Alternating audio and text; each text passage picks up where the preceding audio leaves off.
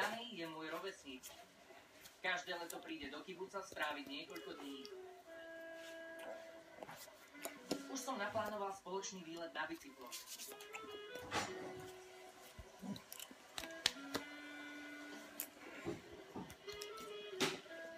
Žiadny taxík z kibuca. Musíme ísť autobusom.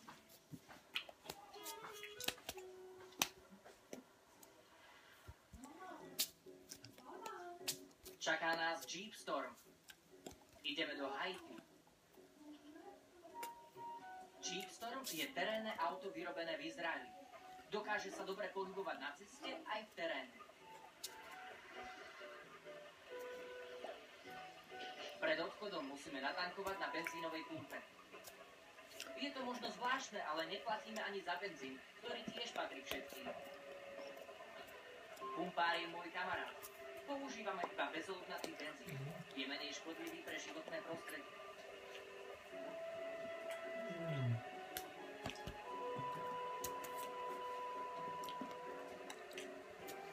V Izraeli sa jazdí po pravej strane.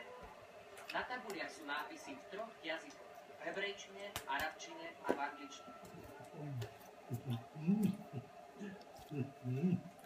Stopovanie automobilov je v Izraeli bežnou záležitosťou. Otec vždy zastane vojakom.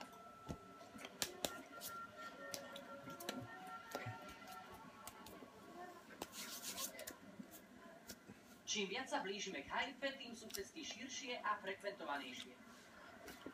A čím sme bližšie, tým viac som zvedavý na prekvapenie.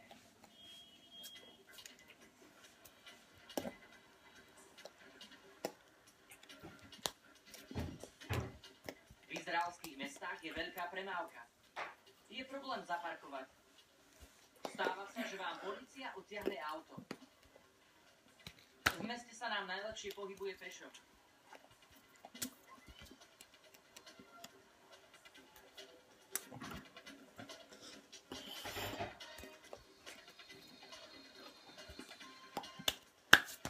Otec si musí vybaviť nejaké veci. Ideme k miestnej lanovke. Mesto je postavené na hore Karmel. O hodinu sa dostaneme na vrchol mesta.